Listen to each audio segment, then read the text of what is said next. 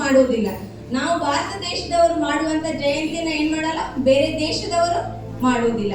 ಅದೇ ರೀತಿಯಾಗಿ ಈ ದಿನ ಯೇಸು ಸ್ವಾಮಿ ಹುಟ್ಟಿರುವ ದಿನ ಡಿಸೆಂಬರ್ 25 ಏನಾಗಿದೆ, ಯೇಸು ಸ್ವಾಮಿ ಹುಟ್ಟಿದ ದಿನ ಆಗಿದೆ, ಕ್ರಿಸ್ತನು ಜನಿಸಿದ ದಿನವಾಗಿದೆ. ಈ ಕ್ರಿಸ್ತನ ಜಯಂತಿಯನ್ನ ಬರೀ ನಮ್ಮ ದೇಶದವರು ಅಷ್ಟೇ ಮಾಡೋದಿಲ್ರಿ, ನಮ್ಮ ದೇಶದವರು ಅಷ್ಟೇ ಮಾಡೋದಿಲ್ಲ. ಬರೀ ಅಮೆರಿಕ, ಬರೀ ಭಾರತ ಅಥವಾ ಕೆನಡಾ, ಆಸ್ಟ್ರೇಲಿಯಾ, ದುಬೈ ಬರೀ ಇಷ್ಟೇ ಮಾಡಲ್ಲ. ಇಡೀ ಜಗತ್ತೇ ಏನ್ ಮಾಡುವಾಗಿದೆ, ಕ್ರಿಸ್ತ ಜಯಂತಿಯನ್ನ ಆಚರಿಸುವಾಗಿದೆ. ಎಂತ ಒಳ್ಳೆ ಸುದ್ದಿ ಅಲ್ರಿ. ಎಲ್ಲರೂ ಬರೀ ಅವ್ರವ್ರ ದೇಶದಷ್ಟೇ ವ್ಯಕ್ತಿಗಳನ್ನ ಮಾಡ್ತಾ ಇದ್ರು. ಒಂದೇ ಒಂದು ಜಯಂತಿಯನ್ನು ಇಡೀ ಜಗತ್ತು ಆಚರಿಸೋದು ಯಾವ್ದದು, ಕ್ರಿಸ್ತ ಜಯಂತಿ. ಯೇಸು ಸ್ವಾಮಿ ಹುಟ್ಟಿದ ದಿನವನ್ನೇನಾಗಿದೆ, ಕ್ರಿಸ್ತ ಜಯಂತಿಯಿಂದ ಇಡೀ ಜಗತ್ತೇ ದೇವರನ್ನ ಕೊಂಡಾಡ್ತಾರೆ. ನಾವಿವಾಗ ವಿಮೋಚನೆ ಕಾಂಡ 3ನೇ ಅಧ್ಯಾಯ 7ರಿಂದ 10 ತನಕ ಓದ್ಕೊಳ್ಳೋಣ. ವಿಮೋಚನೆ ಕಾಂಡ 3ನೇ ಅಧ್ಯಾಯ 7ರಿಂದ 10. ಆಗ ಯೆಹೋವನು ಐಗುಪ್ತ ದೇಶದಲ್ಲಿರುವ ನನ್ನ ಜನರ ದುರವಸ್ಥೆಯನ್ನು ನೋಡಿದ್ದೇನೆ. ಬಿಟ್ಟಿ ಮಾಡಿಸುವವರ ವಿಷಯದಲ್ಲಿ ಅವರು ಇಟ್ಟ ಮೊರೆಯು ನನಗೆ ಕೇಳಿಸಿತು. ಅವರ ದುಃಖವನ್ನೆಲ್ಲ ನಾನು ಬಲ್ಲೆನು.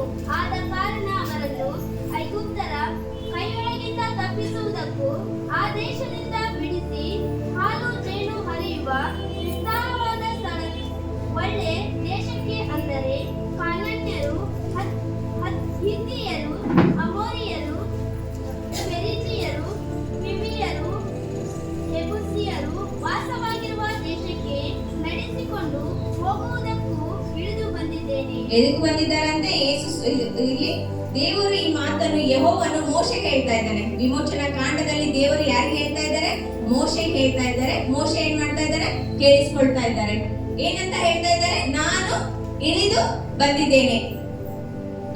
English Bible it says I have come down. English Bible ಅಲ್ಲಿ ಏನ್ ಮೆನ್ಷನ್ ಆಗಿದೆ, ಐ ಹ್ಯಾವ್ ಕಮ್ ಡೌನ್ ಅಂತ ಹೇಳಿ ಯೆಹೋವನಿಗೆ ಮೋಶೆಗೆ ಹೇಳ್ತಾ ಇದ್ದಾನೆ.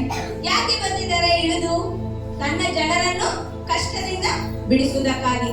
ತನ್ನ ಜನರನ್ನು ಎದರಿಂದ ಇಕ್ಕಟ್ಟಿನಲ್ಲಿ ಇದ್ದಾರೆ. ತನ್ನ ಜನರು ಏನಾಗಿದ್ದಾರೆ, ಇಕ್ಕಟ್ಟಿನಲ್ಲಿದ್ದಾರೆ. ಅದಕ್ಕೆ ನಾನು ಏನ್ ಮಾಡಿದ್ದೇನೆ, ಇಳಿದು ಬಂದಿದ್ದೇನೆ. ತನ್ನ ಜನರು ಏನ್ ಮಾಡ್ತಾರೆ, ಗುಲಾಮಗಿರಿಯಲ್ಲಿದ್ದಾರೆ. ಆ ಗುಲಾಮಗಿರಿಯಿಂದ ಬಿಡಿಸಲು ದಾಸರಾಗಿದ್ದಾರೆ. ಐಗುಪ್ತ ದೇಶದಲ್ಲಿ ಏನಾಗಿದ್ದಾರೆ, ಹೆಚ್ಚಾಗಿ ಗುಲಾಮಗಿರಿ ಮಾಡ್ತಾ ಇದ್ದಾರೆ ಮತ್ತು ದಾಸರಾಗಿದ್ದಾರೆ. ಆ ದಾಸತ್ವದಿಂದ, ಗುಲಾಮಗಿರಿಯಿಂದ ಏನ್ ಮಾಡ್ತಾ ಇದ್ದಾರೆ, ದೇವರು ಇಳಿದು ಬಂದು ಅವ್ರನ್ನ ಬಿಡಿಸ್ಲಿಕ್ಕೆ ಏನ್ ಮಾಡ್ತಾ ಇದ್ದಾರೆ, ಅಲ್ಲಿಂದ ಇಳಿದು ಬಂದಿದ್ದೇನೆ ಅಂತ ಹೇಳ್ತಾ ಇದ್ದಾರೆ. ಇದರಿಂದ ಗುಲಾಮತನದಿಂದ ಬಿಡಿಸುವುದಕ್ಕಾಗಿ ಇಳಿದು ಬಂದಿದ್ದಾರೆ. 9ನೇ ವಾಕ್ಯದಲ್ಲಿ ನಾವು ನೋಡ್ತಾ ಇದ್ದೇವೆ. ಇನ್ನೊಂದ್ಸರಿ ಓದಿ 9. ಇಸ್ರಾಯೇಲರ ಕೋಪವು ನನಗೆ ಮುಟ್ಟಿತು, ಐಗುಪ್ತರು ಅವರಿಗೆ ಕೊಡುವ ಉಪದ್ರವವನ್ನು ನಾನು ನೋಡಿದ್ದೇನೆ. ಆದ್ದರಿಂದ ನನ್ನ ಜನರಾಗಿರುವ ಇಸ್ರಾಯೇಲರನ್ನು ಐಗುಪ್ತ ದೇಶದಿಂದ ಬರಮಾಡುವುದಕ್ಕೆ ನಿನ್ನನ್ನು ಫರೋಹನ ಬಳಿಗೆ ಕಳುಹಿಸುತ್ತೇನೆ ಎಂದರು. ಮೋಶೆಗೆ ಹೇಳ್ತಾ ಇದ್ದಾರಲ್ವಾ, ದೇವರು ನಾನು ಇಳಿದು ಬಂದಿದ್ದೇನೆ, ನಿನ್ನನ್ನು ಮೋಶೆಗೆ ಏನ್ ಮಾಡ್ತೇನೆ, ನಾನು ಫರೋಹನ ಬಳಿಗೆ ಕಳುಹಿಸುತ್ತೇನೆ ಅಂತ ಹೇಳ್ತಾ ಇದ್ದಾರೆ.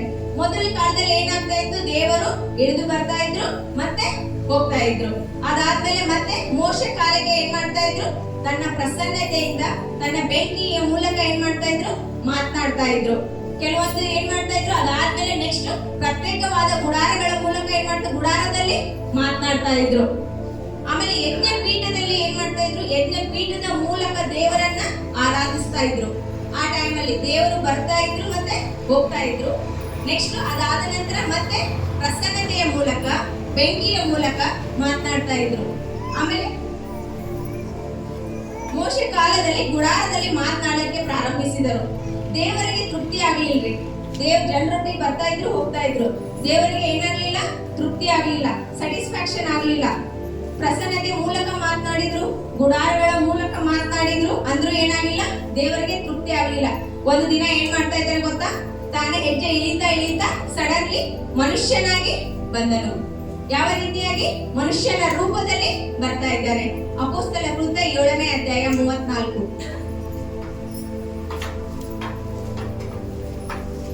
ಐಗುಪ್ತ ದೇಶದಲ್ಲಿರುವ ನನ್ನ ಜನರ ದುರವಸ್ಥೆಯನ್ನು ನೋಡಿದ್ದೇನೆ. ಏನ್ ಹೇಳ್ತಾ ಇದ್ದಾರೆ, ಅಪೊಸ್ತಲ ಕೃತ್ಯ 7ನೇ ಅಧ್ಯಾಯ 34ರಲ್ಲಿ ಐಗುಪ್ತ ದೇಶದಲ್ಲಿರುವ ನನ್ನ ಜನರ ದುರವಸ್ಥೆಯನ್ನು ನೋಡಿದ್ದೇನೆ. ಅವರ ಮೊರೆಯನ್ನು ಕೇಳಿ ಅವರನ್ನು ಬಿಡಿಸುವುದಕ್ಕೆ ಇಳಿದು ಬಂದಿದ್ದೇನೆ. ಯಾವುದಕ್ಕೆ ಬಂದಿದ್ದಾರೆ?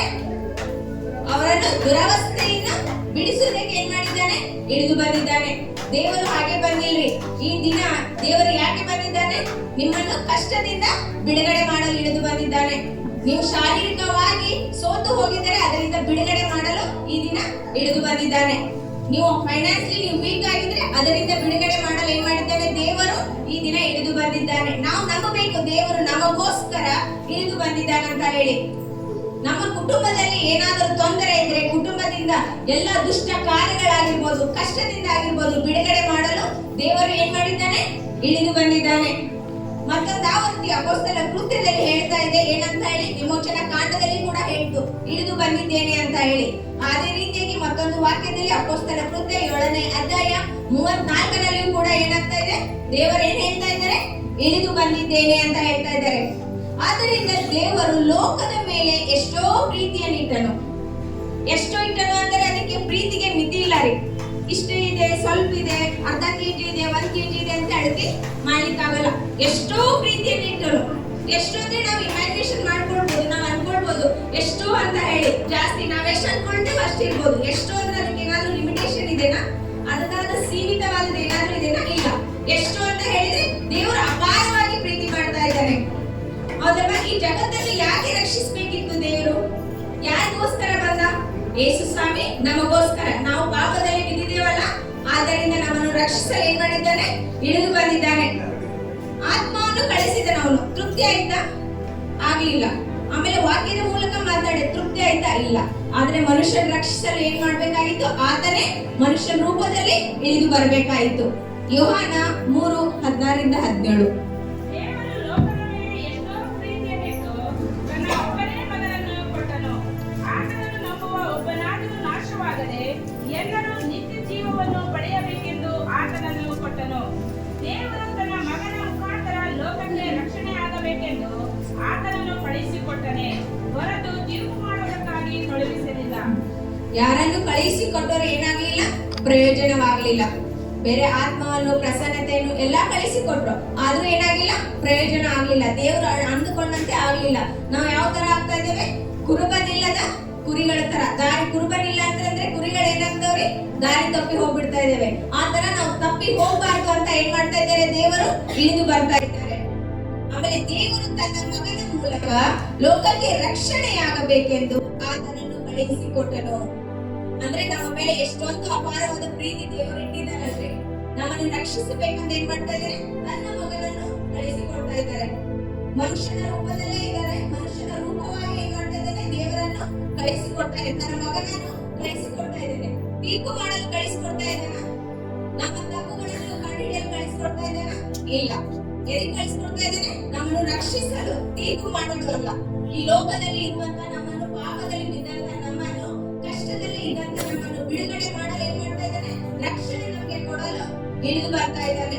ತೀರ್ಪು ಮಾಡ್ಲಿಕ್ಕಲ್ಲ, ನೀ ಇಂತ ತಪ್ಪು ಮಾಡಿದಿ, ನೀ ಅಷ್ಟು ದೊಡ್ಡ ತಪ್ಪು ಮಾಡಿದಿ, ಇಷ್ಟು ಸಣ್ಣ ತಪ್ಪು ಮಾಡಿದಿ, ಅಷ್ಟು ಸುಳ್ಳು ಹೇಳಿ ಅಂತ ಹೇಳಿ ಮಾಡ್ತಾ ಇಲ್ಲ. ಎದಕ್ಕೆ ಬರ್ತಾ ಇದ್ದಾನೆ? ನಮ್ಮನ್ನು ರಕ್ಷಣೆ ಮಾಡಲು ಬರ್ತಾ ಇದ್ದಾನೆ. 1ನೇ ತಿಮೋಥಿ 1ನೇ ಅಧ್ಯಾಯ 15.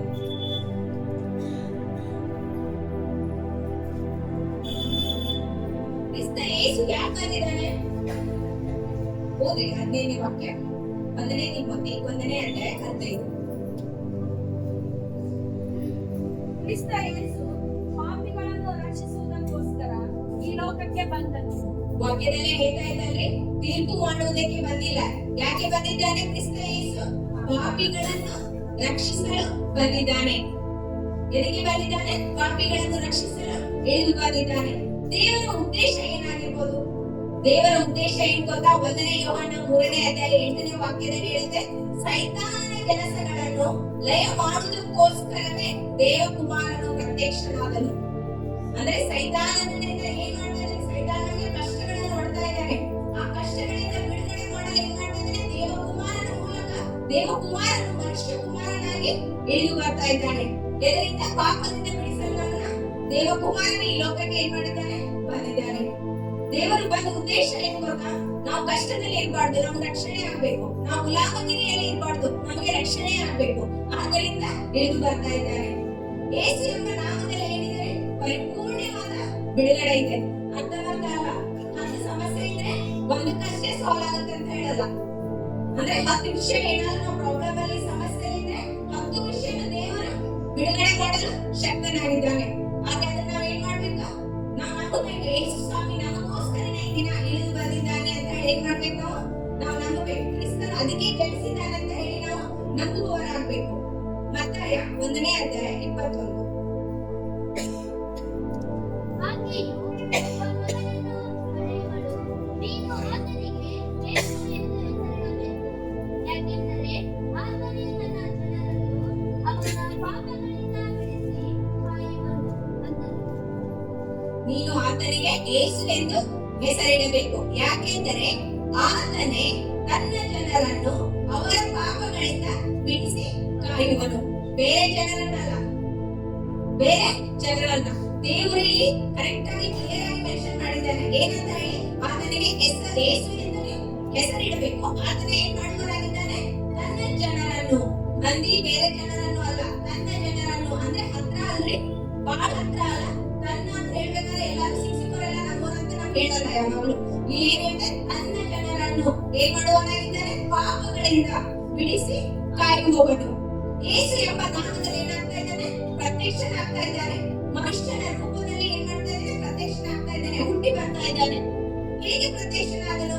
ವಾಕ್ಯದ ಮೂಲಕ ನೋಡೋಣ. ಫಿಲಿಪ್ಪ 2ನೇ ಅಧ್ಯಾಯ 7-11.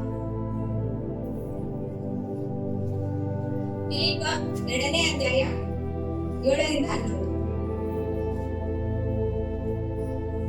ಹೇಗೆ ಪ್ರತ್ಯಕ್ಷನಾದನು? ಹುಟ್ಟಿ ಬಂದಲ್ಲ ಯೇಸು ಸ್ವಾಮಿ, ಬಟ್ ಈಗ ಬಂದಾದ್ರೆ ಯಾವ ರೀತಿಯಾಗಿ ದೇವಕುಮಾರನಾದಂತ ಯೇಸು ಕ್ರಿಸ್ತನು ಯಾವ ರೀತಿಯಾಗಿ ಬಂದನು, ಹೇಗೆ ಪ್ರತ್ಯಕ್ಷನಾದನು ಎಂದು ನಾವು ನೋಡೋಣ.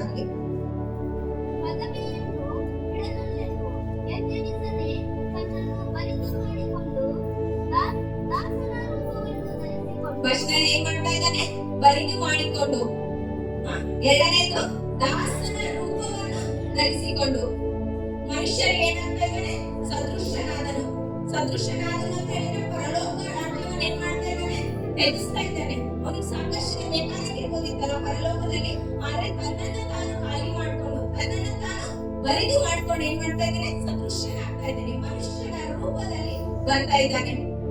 ಆಕಾರದಲ್ಲಿ ತಾನು ಮನುಷ್ಯನಾಗಿ ಕಾಣಿಸ್ಕೊಂಡ. ಹೌದಪ್ಪ? ಈ ಲೋಕದಲ್ಲಿ ಪ್ರತ್ಯೇಕನಾಗಬೇಕಾದ್ರೆ ಆತನು ಕೆಲವೊಂದು ಡೆಡಿಕೇಶನ್ ತ್ಯಾಗ ಮಾಡಿ ಬಂದಿದ್ದಾನೆ. ಹಾಗೆ ಬರ್ಲಿಕ್ಕೆ ಸಾಧ್ಯ ಇಲ್ಲ. ಸಡನ್ಲಿ ಡಿಸಿಷನ್ ತಗೊಳ್ಳಿಕ್ಕೆ ಸಾಧ್ಯ ಇಲ್ಲ. ಆತನು ಬರಿದು ಮಾಡ್ಕೊಂಡು ಬಂದಿದ್ದಾನೆ. ಅದ್ರ ಜೊತೆ ಏನ್ ಮಾಡಿದ್ದಾನೆ? ತ್ಯಾಗ ಮಾಡಿ ಬಂದಿದ್ದಾನೆ, ಡೆಡಿಕೇಶನ್ ಮಾಡ್ಕೊಂಡು ಬಂದಿದ್ದಾನೆ. ಏನಂತ ಗೊತ್ತಾ? ನಾವ್ ಯಾರಾದ್ರೂ ಏನಾದ್ರು ಕೇಳಿದ್ರೆ ನೀ ಏನ್ ತ್ಯಾಗ ಮಾಡ್ತೀವ, ನಿನಗೆ ಏನ್ ಇಷ್ಟ ಅಂತ ಕೇಳಿದ್ರೆ ನಾವು ತ್ಯಾಗ ಮಾಡಕ್ಕೆ ಹೆಚ್ಚಾಗಿ ನಾವು ಇಷ್ಟ ಪಡುವುದಿಲ್ಲ. ಬೇಡಾಗಿ ತ್ಯಾಗ ಮಾಡಕ್ಕೆ ಏನ್ ಮಾಡ್ತೀವಿ? ನಾವು ಇಷ್ಟ ಪಡ್ತೀವಿ. ಆದ್ರೆ ನಾವು ಸುಖವಾಗಿರುವಂತ ವಸ್ತುಗಳನ್ನಾಗಲಿ ಜನರಾಗಲಿ ತ್ಯಾಗ ಮಾಡ್ಲಿಕ್ಕೆ ನಾವು ಇಷ್ಟ ಪಡುವುದಿಲ್ಲ. ಆದ್ರೆ ದೇವರು ಎಲ್ಲಾ ಅನುಕೂಲತೆ, ಎಲ್ಲಾ ಒಳ್ಳೆ ರೀತಿಯಲ್ಲಿ ಇರುವಂತಹ ಪರಲೋಕ ರಾಜ್ಯವನ್ನು ಏನ್ ಮಾಡ್ತಾ ಇದ್ದಾರೆ? ತ್ಯಜಿಸಿ ಮನುಷ್ಯನ ರೂಪದಲ್ಲಿ ತನ್ನನ್ನು ತಾನು ಬರೆದು ಮಾಡಿಕೊಂಡು ಈ ಲೋಕಕ್ಕೆ, ಈ ಜಗತ್ತಿಗೆ ನಮಗೋಸ್ಕರ, ಪಾಪಿಗಳಂತ ನಮ್ಮನ್ನು ರಕ್ಷಿಸೋಸ್ಕರ ಏನ್ ಮಾಡ್ತಾ ಇದ್ದಾನೆ? ಇಳಿದು ಬರ್ತಾ ಇದ್ದಾನೆ. ಏನ್ ಗೊತ್ತಾದ್ರೆ ಏನ್ ಡೆಡಿಕೇಶನ್ ಮಾಡ್ಕೊಂಡು ಗೊತ್ತಾ? ಆದ್ರೆ ಹಾಗೆ ಬರ್ತಾ ಇಲ್ಲ. ಬರುವಾಗ ಏನ್ ಮಾಡ್ತಾ ಇದ್ದಾನೆ? ನಮಗೆ ಕೆಲವೊಂದು ಆಶೀರ್ವಾದಗಳನ್ನು ತೆಗೆದುಕೊಂಡು ಬರ್ತಾ ಇದ್ದಾನೆ. ಆದ್ರಿಂದ ಯೇಸು ಕ್ರಿಸ್ತನ ಈ ಲೋಕಕ್ಕೆ ಹೇಗೆ ಬಂದನು? ಮನುಷ್ಯ ಕುಮಾರನಾಗಿ ಬಂದನು. ದೇವಕುಮಾರ ಅದನ್ನು ಏನ್ ಮಾಡಿದ? ಲೋಕಕ್ಕೆ ಬರುವಾಗ ಮನುಷ್ಯ ಕುಮಾರನಾಗಿ ನನ್ನನ್ನು ತಾನು ಬರಿದು ಮಾಡಿಕೊಂಡು ಬಂದ. ಹೌದಲ್ವಾ? ಲೂಕ 19ನೇ ಅಧ್ಯಾಯ 10ನೇ ವಾಕ್ಯ ನೋಡೋಣ. 19:10. ಈಗ ನಾವು ಹೇಳ್ತಿರುವಂತದ್ದು ವಾಕ್ಯದಲ್ಲಿ ಮೆನ್ಷನ್ ಆಗಿದೆ. ದೇವಕುಮಾರನಾಗಿದ್ದವನು ಹೋಗಿ ಬದಲಾಯಿಸಿಕೊಂಡು ಮನುಷ್ಯ ಕುಮಾರನಾಗಿ ಪ್ರೀತಿಯಿಂದ ಬಂದನು.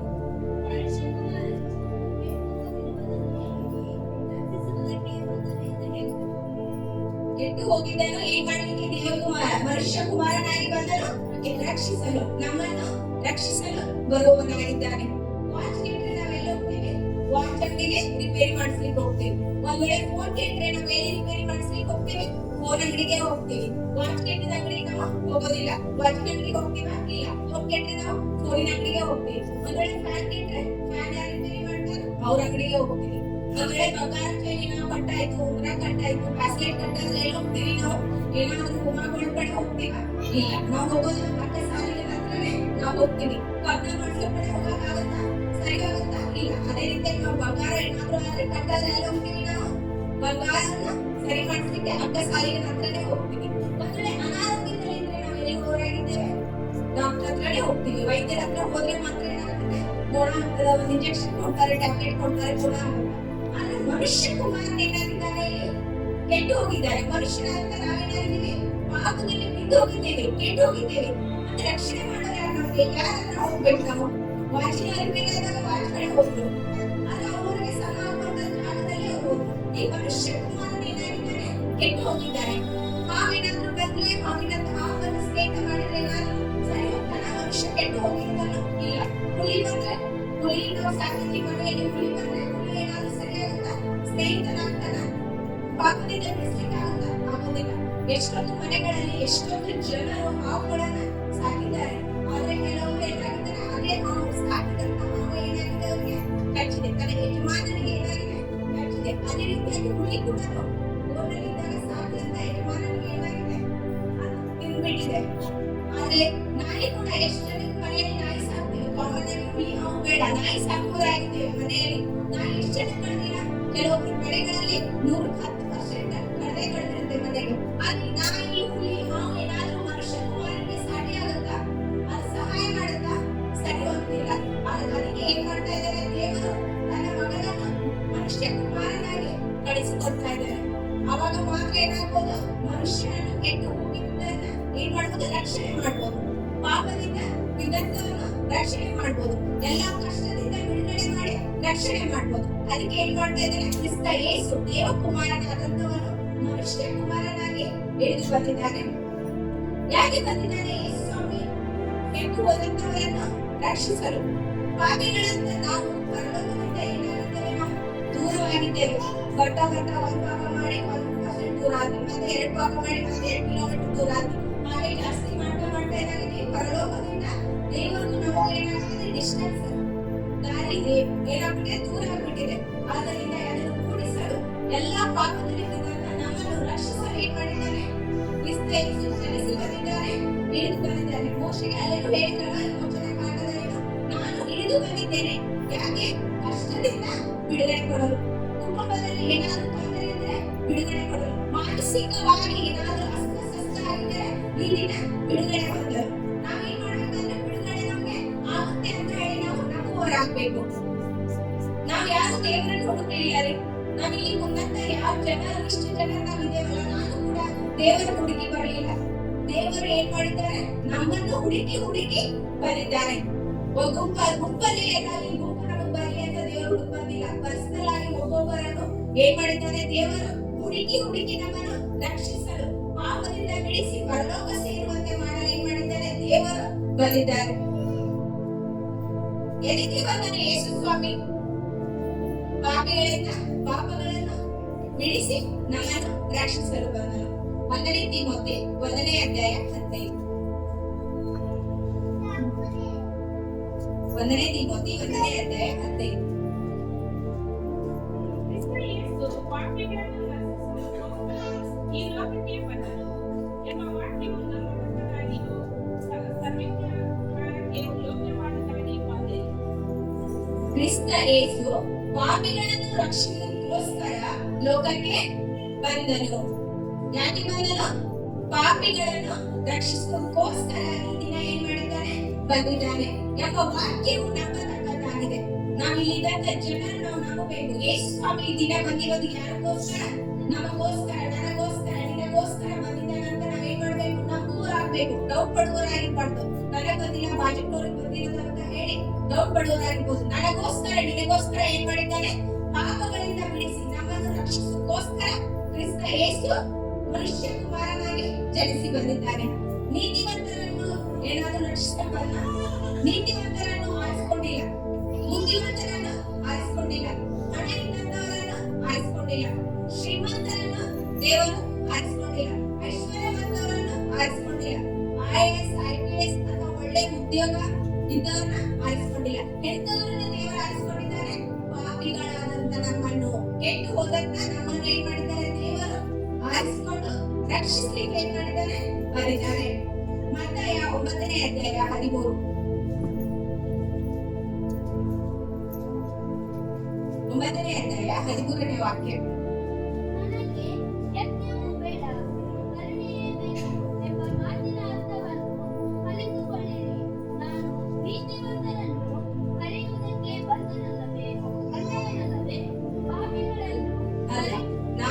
ನೀತಿವಂತರನ್ನು ಕರೆಯುವುದಕ್ಕೆ ಬಂದವನಲ್ಲ.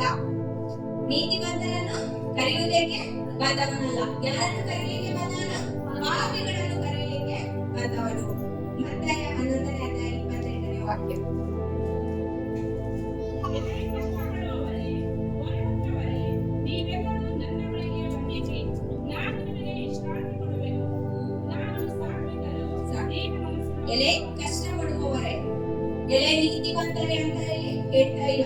ಎಲೆ ಐಶ್ವರ್ಯವಂತರೇ, ಎಲೆ ಶ್ರೀಮಂತರೇ, ಜ್ಞಾನವುಳ್ಳವರೇ, ಎಲೆ ಆರಾಧನೆ ಮಾಡುವವರೇ ಅಂತ ಹೇಳಿ ದೇವರ ವಾಕ್ಯ ಹೇಳ್ತಾ ಇಲ್ಲ. ದೇವರು ಹೇಳ್ತಾ ಇಲ್ಲ. ಏನಂತ ಹೇಳ್ತಿದ್ದಾರೆ?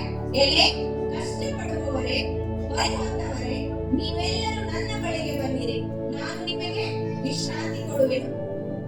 ಆ ವಾಕ್ಯವು ನರವತಾರ ಎತ್ತಿ ನಮ್ಮ ಮಧ್ಯದಲ್ಲಿದ್ದಾನೆ. ಯಾವುದರ ನರಾವತಾರ ಎತ್ತಿ ಮನುಷ್ಯನಾಗಿ ಏನ್ ಮಾಡ್ತಾ ಇದ್ದಾನೆ? ಸರಿಸಾಟಿಯಾಗಿ ಮನುಷ್ಯನ ರೂಪದಲ್ಲಿ ಬಂದು ಇಳಿತಾ ಇದ್ದಾನೆ, ರಕ್ಷಿಸಲಿಕ್ಕೆ ಬರ್ತಾ ಇದ್ದಾನೆ. ಆತನ ಕೃಪೆ ಯಾವಾಗಲೂ ಸತ್ಯತೆಯಿಂದ ಕೂಡಿದೆ. ಆತನ ದಯೆ ಯಾವಾಗಲೂ ಸತ್ಯತೆಯಿಂದ ಇದೆ. ಆತ ಹೇಳುವಂತ ಮಾತು ಯಾವಾಗಲೂ ಸತ್ಯತೆಯಿಂದ ಇರುತ್ತೆ. ಮನುಷ್ಯರ ಆಡುವ ಮಾತು ಸುಳ್ಳಾಗಿರ್ಬೋದು, ಮನುಷ್ಯರು ಕೊಡುವಂತ ಮಾತು ಸುಳ್ಳಾಗಿರ್ಬೋದು, ಆದ್ರೆ ದೇವರ ವಾಕ್ಯದಲ್ಲಿ ಬರೀತಾ ಇದೆ, ಎಲೆ ಕಷ್ಟಪಡುವವರೇ, ಹೊರೆಹೊತ್ತವರೇ, ನೀವೆಲ್ಲರೂ ನನ್ನ ಬಳಿಗೆ ಬನ್ನಿರಿ, ನಾನು ನಿಮಗೆ ವಿಶ್ರಾಂತಿ ಕೊಡುವೆನು, ನಾನು ನಿಮಗೆ ಸಮಾಧಾನ ಕೊಡುವೆನು ಅಂತ ಹೇಳಿ ಯೋಹಾನ 1ನೇ ಅಧ್ಯಾಯ 14. ಆ ವಾಕ್ಯವನ್ನು ನಮ್ಮ ಮಧ್ಯದಲ್ಲಿ ವಾಸ ಮಾಡಿದನು. ನರಾವತಾರ ಅಂತ ಹೇಳಿದ್ರೆ ಮನುಷ್ಯನಾಗಿ, ದೇವಕುಮಾರನಾದದ್ದವನು ಮನುಷ್ಯ ಕುಮಾರನಾಗಿ ನಮ್ಮ ಮಧ್ಯದಲ್ಲಿ ವಾಸ ಮಾಡ್ತಾ ಇದ್ದಾನೆ. ನಮ್ಮನ್ನು ಪಾಪಗಳಿಂದ ಬಿಡಿಸಲಿಕ್ಕೆ ಈ ದಿನ ಕ್ರಿಸ್ತ ಯೇಸು ಏನ್ ಮಾಡಿದ್ದಾರೆ? ಬಂದಿದ್ದಾರೆ, ಇಳಿದು ಬಂದಿದ್ದಾರೆ. ಲೂಕ 2ನೇ ಅಧ್ಯಾಯ 1. ಇಲ್ಲೇನ್ ಬರ್ತಿದೆ ಗೊತ್ತಾ? ಈ ಹೊತ್ತು ನಿಮಗೋಸ್ಕರ ದಾವೀದನ ಊರಿನಲ್ಲಿ ಒಬ್ಬ ರಕ್ಷಕನು ಹುಟ್ಟಿದನು. ಯಾರು ಹುಟ್ಟಿದ್ದಾರೆ? ದಾವೀದನ ಊರಿನಲ್ಲಿ ನಮ್ಮ ರಕ್ಷಕನು ಹುಟ್ಟಿದ್ದಾನೆ ಅಂತ ಹೇಳಿ ವಾಕ್ಯ ಹೇಳ್ತಾ ಇದೆ. ನಮ್ಮ ರಕ್ಷಕನು ಹುಟ್ಟಿದ್ದಾನೆ ಅಂತ ಹೇಳಿ ನಾವು ನಂಬಬೇಕಿದ್ದೀನ. ನಾವ್ ಎಷ್ಟು ಜನ ನಂಬ್ತಾ ಇದ್ದೇವೆ? ನಾವೆಲ್ಲರೂ ನಾವು ನಂಬದೆ ನಾವು ಡೌಟ್ ಅಲ್ಲಿ ಇದ್ರೂ ಕೂಡ ನಾವ್ ಏನ್ ಮಾಡ್ಬೇಕು? ಈ ದಿನ ನಾವು ಇದುವರೆಗೂ ನಾವು ನಂಬದೆ ಹೋದರೆ ಈ ದಿನ ನಾವು ನಂಬಬೇಕು. ನಮ್ಮನ್ನು ಕಷ್ಟಗಳಿಂದ ಬಿಡಿಸುವ ಆತನು ಈ ದಿನ ಏನಾಗಿದ್ದಾನೆ? ಜನಿಸಿದ್ದಾನೆ. ನಮ್ಮ ರಕ್ಷಕನು ಏನ್ ಮಾಡಿದ್ದಾನೆ? ಈ ದಿನ ನಮ್ಮ ಮಧ್ಯದಲ್ಲಿ ಹುಟ್ಟಿ ಬಂದಿದ್ದಾನೆ ಅಂತ ಹೇಳಿ. ಕ್ರಿಸ್ಮಸ್ ಅಂದ್ರೆ ಏನ್ ಗೊತ್ತಾ? ನಮ್ಮನ್ನು ರಕ್ಷಣೆ ಮಾಡುವಾಗಲೂ ಜನಿಸಿ ಬಂದಿದ್ದಾನೆ ಅಂತ. ಕ್ರಿಸ್ಮಸ್ ಹಬ್ಬ ಅಂತ ಹೇಳಿದ್ರೆ ಯಾವುದೋ ಒಂದು ಹಬ್ಬ ತರ ಆಗ್ತಾ ಇದೆ ಅಂತ ಹೇಳಲ್ಲ. ನಮ್ಮ ಜೀವಿತಕ್ಕೆ, ನಮ್ಮ ಜೀವನಕ್ಕೆ, ನಮ್ಮ ಆತ್ಮಕ್ಕೆ ರಕ್ಷಣೆ ಕೊಡುವಂತ ದಿನ ಈ ದಿನ. ಯೇಸು ಸ್ವಾಮಿ ಹುಟ್ಟಿದಂತ ದಿನವಾಗಿದೆ. ಯಾಕೆ ನಿನ್ನ ಮೇಲೆ ಪ್ರೀತಿ ಇಟ್ಟು ಈ ಲೋಕದಲ್ಲಿ ಹುಟ್ಟಿ ಬಂದರು? ಯಾಕೆ ನಿನ್ನ ಮೇಲೆ ಅಷ್ಟು ಪ್ರೀತಿ ಇಟ್ಟು ಈ ಲೋಕದಲ್ಲಿ ಹುಟ್ಟಿದನು ಅಂದ್ರೆ, ನೀನು ದೇವರ ದೃಷ್ಟಿಯಲ್ಲಿ ಏನಾಗಿದೆ? ಅಮೂಲ್ಯನು, ಮಾನ್ಯನು, ಪ್ರಿಯನು ಆಗಿದೆ. ಅಮೂಲ್ಯ ಅಂತ ಹೇಳಿದ್ರೆ ಅದು ಬಹಳ ಇಂಪಾರ್ಟೆನ್ಸ್ ಕೊಡ್ತೀವಿ ನಾವು. ಯಾವ್ದಾದ್ರು ವಸ್ತುಗಳನ್ನ ಹೇಳಿದ್ರೆ ಏನ್ ನಮ್ಗೆ ಬಹಳ ಇಂಪಾರ್ಟೆಂಟ್ ಐತಿ, ಅದು ಬಹಳ ಪ್ರಾಮುಖ್ಯ ಐತಿ ನಮ್ಗೆ. ನಮಗ್ ಬರೀ ಬಹಳ ಇಂಪಾರ್ಟೆಂಟ್ ಐತಿ, ನನಗೆ ಹಣ ಬಹಳ ಇಂಪಾರ್ಟೆಂಟ್ ಐತಿ ಕೇಳ್ತೀವಲ್ಲ. ಈಗ ನನಗೆ ಪ್ರಮೋಷನ್ ಬಹಳ ಇಂಪಾರ್ಟೆಂಟ್ ಐತಿ, ನನಗೆ ಆ ವಸ್ತು ಬಹಳ ಬೇಕಾಗಿತ್ತ, ಆ ಬಟ್ಟೆನೇ ನನ್ಗೆ ಬೇಕಿತ್ತ. ಹೌದಲ್ಲ? ಆ ತರ ಏನಾಗಿದೆ? ನಾವು ದೇವರಿಗೆ ಅಮೂಲ್ಯರು, ಮಾನ್ಯರು, ಪ್ರಿಯರು ಆಗಿದ್ದೇವೆ. ಏಷಾಯ 4:3 ವಾಕ್ಯ. ಏಷಾಯ 4:3ನೇ ಅಧ್ಯಾಯ 4ನೇ ವಾಕ್ಯ.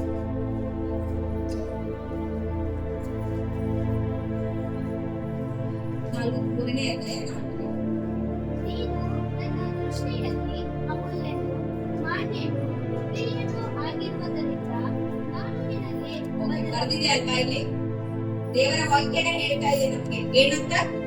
ಅಮೂಲ್ಯನು, ಪ್ರಿಯನು, ಮಾನ್ಯನು ಆಗಿದ್ದೇವೆ ಅಂತ ಹೇಳಿ. ನಾವೇನು ಬಾಯಿ ಮಾತೇ ನೋಡ್ತಾ ಇಲ್ಲ, ದೇವರ ವಾಕ್ಯ ನಮ್ಗೆ ಹೇಳ್ತಾ ಇದೆ. ದೇವರು ನಮ್ಗೆ ಹೇಳ್ತಾ ಇದ್ದಾರೆ, ಯಾಕೆ? ನಾನು ನಿಮಗೋಸ್ಕರ, ನಿನಗೋಸ್ಕರ, ನನಗೋಸ್ಕರ ದೇವರು ಏನ್ ಮಾಡಿದ್ದಾರೆ? ಹುಟ್ಟಿ ಬಂದಿದ್ದಾರೆ. ದೇವರು ಒಬ್ಬ ವ್ಯಕ್ತಿಗೆ ಹೇಳ್ತಾ ಇದ್ದಾರೆ, ಯಾರು ಅಂದ್ರೆ ನಿನಗೆ ಬಹಳ ಇಷ್ಟ ಅಂತ ಹೇಳಿ. ದೇವರು ಒಬ್ಬ ವ್ಯಕ್ತಿಗೆ, ಯಾವುದೋ ಒಬ್ಬ ವ್ಯಕ್ತಿ ಆಗಿರ್ಬೋದು, ನನಗಾಗಿರ್ಬೋದು, ನಿಮಗಾಗಿರ್ಬೋದು, ಬೇರೆಯವ್ರಿಗಾಗಿರ್ಬೋದು, ದೇವರು ಕೇಳ್ತಾ ಇದ್ದಾರೆ ಯಾರಂದ್ರೆ ನಿಮ್ಗೆ ಬಹಳ ಇಷ್ಟ ಅಂತ. ನಾವು ಅವಾಗ ಏನ್ ಮಾಡ್ತೀವಿ ಗೊತ್ತಾ? ನಮಗೆ ಏನ್ ಅವಶ್ಯಕತೆ ಇದೆ ನಾವು ಅದೇ ಹೇಳ್ತೀವಿ. ಹೌದಾದ್ರೆ ನಮ್ಗೆ ಇಷ್ಟ, ಈ ವಸ್ತು ಅಂದ್ರೆ ನಮ್ಗೆ ಇಷ್ಟ, ವಸ್ತು ಮೇಲೆ ಬಹಳ ಪ್ರೀತಿ ಅಲ್ಲ ನಮ್ಗೆ, ಅದು ಬೇಕು ಇದು ಬೇಕು ಅಂತ ಹೇಳಿ ಆಗ ಹೇಳ್ತಾ ಇದ್ದೇವೆ. ಆದ್ರೆ ಆ ವ್ಯಕ್ತಿ ದೇವರಿಗೆ ಕೇಳುವಾಗ, ಯಾಕೆ ನಿಮ್ಗೆ ಏನು ಇಷ್ಟ ಅಂತ ವ್ಯಕ್ತಿ ದೇವರಿಗೆ ಪ್ರಶ್ನೆ ಮಾಡುವಾಗ ದೇವರು ಏನ್ ಹೇಳ್ತಾ ಇದ್ರು ಗೊತ್ತಾ?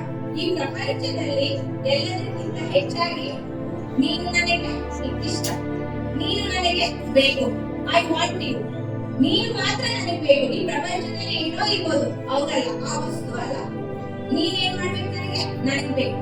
ಅಂದ್ರೆ ನಾವು ಇದನ್ನ ಏನ್ ಮಾಡ್ಬೇಕು, ದೇವರು ನಮ್ಮ ಎಲ್ಲಾ ನಮ್ಮ ಪಾಪಗಳಿಂದ ಕಷ್ಟಗಳಿಂದ ಬಿಡುಗಡೆ ಕೊಡ್ತಾನೆ ಅಂತ ಹೇಳಿ ನಾವು ನಂಬುವರಾಗ್ಬೇಕು. ದೇವರು ನಮಗೋಸ್ಕರ ಬಂದಿದ್ದಾನೆ ಅಂತ ಹೇಳಿ ನಾವು ನಂಬುವರಾಗ್ಬೇಕು. ಲೂಕ 2ನೇ ಅಧ್ಯಾಯ 14ನೇ ವಾಕ್ಯ. ಲೋಕದಲ್ಲಿ ದೇವರಿಗೆ ಭೂಲೋಕದಲ್ಲಿ ಮನುಷ್ಯರಿಗೆ ಸಮಾಧಾನ.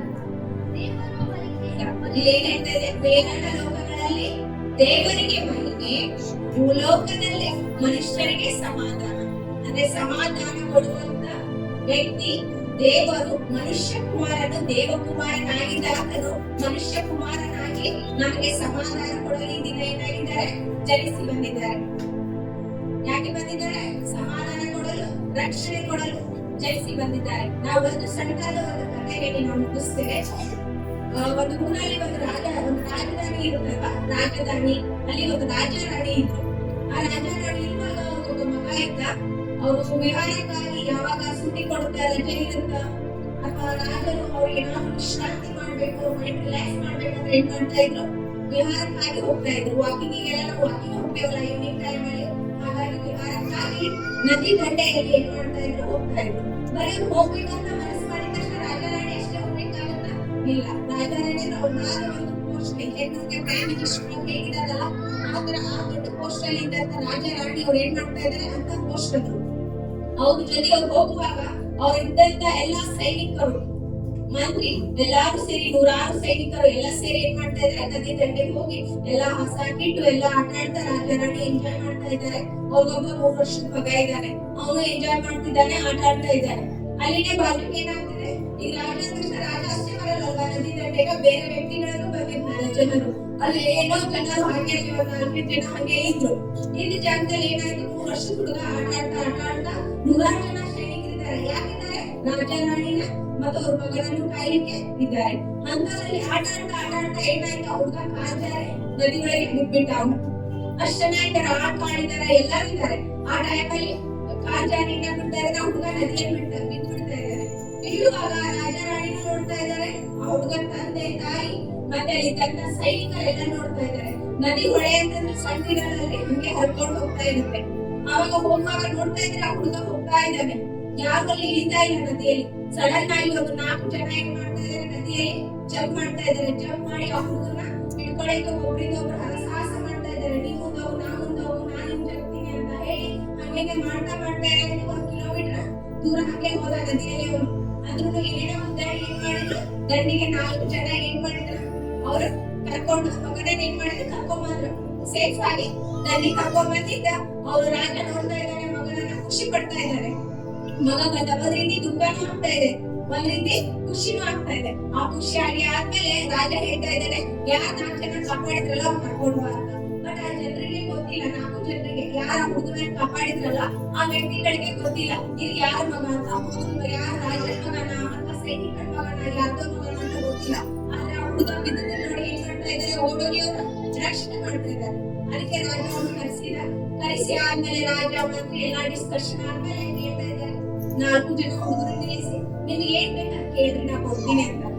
ಯಾಕೆ ಹೇಳಿದ್ರೆ ಅವನು ಸಣ್ಣವನಲ್ಲ, ಎಂತ ದೊಡ್ಡ ರಾಜ. ಅವ್ರು ಏನ್ ಕೇಳಿದ್ರು ಕೊಡಲಿಕ್ಕೆ ಶಕ್ತನು ಅರ್ಹನು ಅವನಾಗಿದ್ದಾನೆ. ಅವಾಗ ಕೇಳುವಾಗ ಮನೆಯವ್ರು ಬಂದು ಕೇಳ್ತಾನಂತೆ, ಏನಂತ ಗೊತ್ತಾ, ನಂಗೆ ಸಾಲ ಬಾಳ ಆಗ್ಬಿಟ್ಟಿದ್ರಿ, ನನ್ ತಂದೆ ತಾಯಿ ಎಲ್ಲ ಅನಾರೋಗ್ಯದಲ್ಲಿದ್ದಾರೆ, ಅವ್ರಿಗೆ ಹಾಸ್ಪಿಟಲ್ ತೋರಿಸ್ಬೇಕ, ನನ್ ಸಾಲ ಎಲ್ಲ ಏನಾಗ್ಬೇಕ, ಎಲ್ಲಾ ತೀರ್ಬೇಕು, ನಾ ಸಾಲದಿಂದ ಮುಕ್ತನಾಗ್ಬೇಕಂತ ಹೇಳ್ತಾರೆ. ಅವಾಗ ರಾಜ ಏನಂತಾರಂತೆ, ಓಕೆ ಅವಾಗೆಲ್ಲ ಅದನ್ನ ಮುಕ್ತಿ ಮಾಡ್ಬಿಡ್ತಾ ಅಂತ ಮಂತ್ರಿಗೆ ಆರ್ಡರ್ ಕೊಡ್ತಾರೆ.